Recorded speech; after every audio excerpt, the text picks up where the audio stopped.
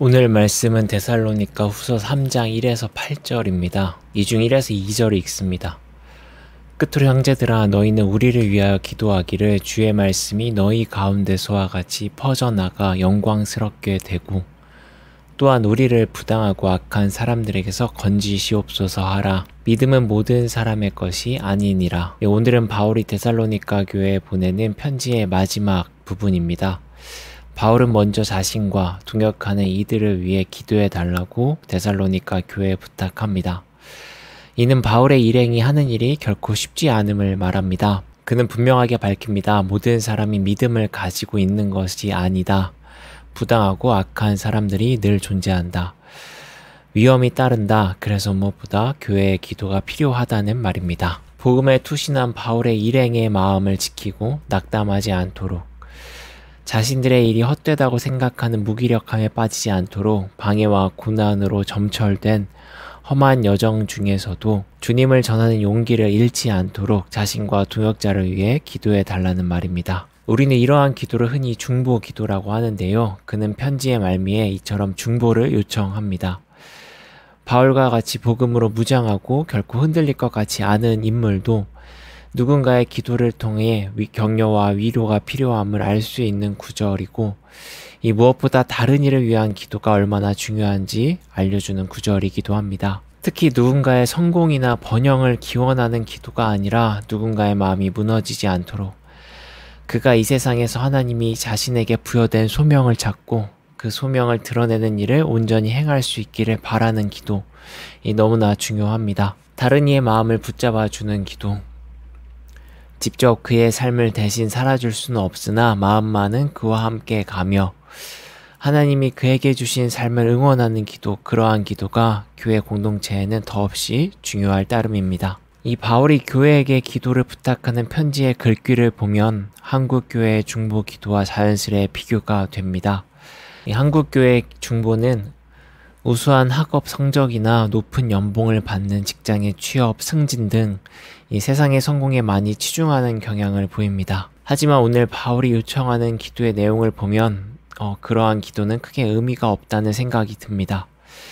이유는 우리가 만들어 놓은 시대의 구조상 성공이라는 것을 모든 이가 동등하게 누릴 수 없기 때문입니다. 즉, 누군가의 성공은 누군가의 실패를 의미하는 구조적 모순 속에 살고 있기 때문에 이렇게 승자 독식의 구조에서 개인의 번영을 위한 기도가 과연 옳은지 의문이 듭니다. 그러나 하나님이 부여한 삶을 온전하게 살아가는 삶을 위한 기도, 다른 이의 영혼이 주와 호흡하며 주의 마음으로 세상을 볼 수 있는 삶을 위한 기도, 또한 악하고 부당한 일에 휘말리지 않도록 마음을 지키는 기도, 이러한 기도는 모든 사람이 품을 수 있고 또 품어야만 하기에 의미 있는 기도입니다. 또 이러한 기도에는 탐욕이 자리하지 않습니다. 온전히 상대를 위한 위로와 격려만 존재할 뿐입니다. 가족과 공동체와 이웃의 삶이 무너지지 않고 흔들리지 않기를 바라는 중보가 우리에게 있기를 바랍니다. 계속 말씀을 봅니다. 바울이 편지 말미에 다시 한번 언급하는 것이 있습니다. 바로 게으름에 관한 것입니다. 데살로니가 교회 공동체에 이 게으름에 관한 문제가 꽤나 골칫거리였나 봅니다. 바울은 이미 데살로니가 전서에서도 한두 차례 이와 관련된 이야기를 언급한 바 있는데요. 편지의 마지막에 다시 언급을 합니다. 그렇다면 바울이 편지에서 말하는 이 게으른 자들은 누구일까요? 그의 편지의 내용으로 추측해 보건대 그들은 교회 안에 부유한 자들의 도움을 받는 가난한 사람들이었던 것 같습니다. 부유한 이들은 선한 마음으로 자신의 재정을 나누었고 가난한 이들은 이 나눔으로 수혜를 얻었던 것으로 보입니다. 하지만 나눔을 받은 이들이 옳지 못한 행동을 한 것으로 보이는데요. 그것은 의도적으로 재정적 지원을 받기 위해 일을 하지 않았던 것으로 보입니다. 더욱이 이들은 개혁개정의 표현으로 일을 만들기만 했습니다. 일을 만들기만 했다는 표현이 이들이 어떠한 태도로 공동체 안에서 사람들과 관계했는지 쉽게 와닿지는 않습니다. 영어 성경에서는 일을 만든다라는 표현을 참견하다라는 표현으로 번역했는데요. 이 말이 좀 더 이해하기 쉽습니다.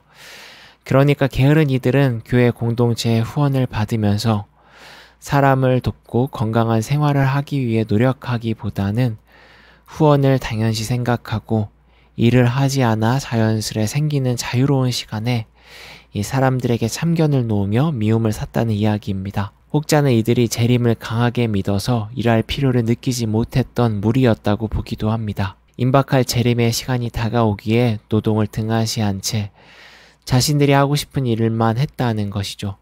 하지만 권면하는 바울의 태도로 비추어 볼 때 이들의 게으름이 임박한 재림 때문에 생긴 것으로 보기는 힘듭니다. 오히려 이들은 조직이 되었던 공동체가 되었던 어느 집단에서나 종종 볼 수 있는 유익한 제도를 악용하는, 선한 가치를 악용하는 이기적이고 간사한 유형의 사람들로 보입니다. 자신에게 유리한 환경을 이용하여 이득을 챙기는 그런 사람들이란 말입니다. 교회 공동체라고 해서 예외가 아니었습니다. 도리어 서로 나눔을 추구하고 견제보다는 격려하고 사랑을 실천하려고 노력하는 교회 공동체가 이 간사한 사람들에게는 너무나 좋은 먹잇감이었을지 모릅니다.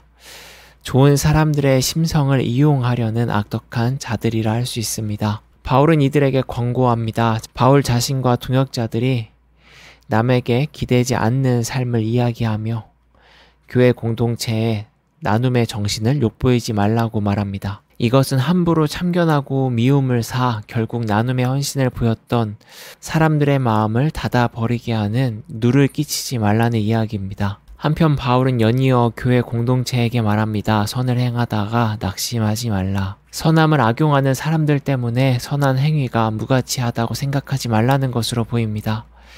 여전히 교회가 간직하고 추구해야 하는 고귀한 가치를 지켜달라는 의미인 것입니다. 바울은 교회가 추구하는 실천의 행위가 그것을 악용하는 자들에 의해 사라지거나 축소될까봐 염려를 표하는 것 같습니다. 그래서 그는 강교한 자에게는 권고를, 반대로 선한 행위를 하는 자들에겐 격려하는 것 같아 보입니다. 교회가 추구해야 하는 선한 마음이 강교한 소수 때문에 깨지지 않기를 바라는 마음이 느껴집니다. 오늘 바울의 편지 마지막 부분을 묵상하였는데요. 본문을 통해 그가 데살로니가 교회에 부탁하는 두 가지를 알 수 있었습니다. 하나는 계속되는 그의 사역에서 그를 방해하고 모함하는 대적자들 때문에 자신과 동역자들의 사역이 무너지지 않도록 기도해 달라는 부탁이었습니다. 그리고 나머지는 교회 공동체가 가진 선한 마음을 지켜달라는 것이었습니다.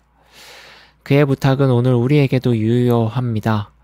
우리가 서로를 위한 기도는 주와 깊은 관계 속에 구원의 의미를 깨달아 진정한 평화를 누리는 삶이 되길 바라는 기도이기를 소망합니다. 또 아무리 사리사욕으로 선을 악용하는 이들이 있을지언정 선한 일에 주저함이 없는 우리가 되기를 바랍니다.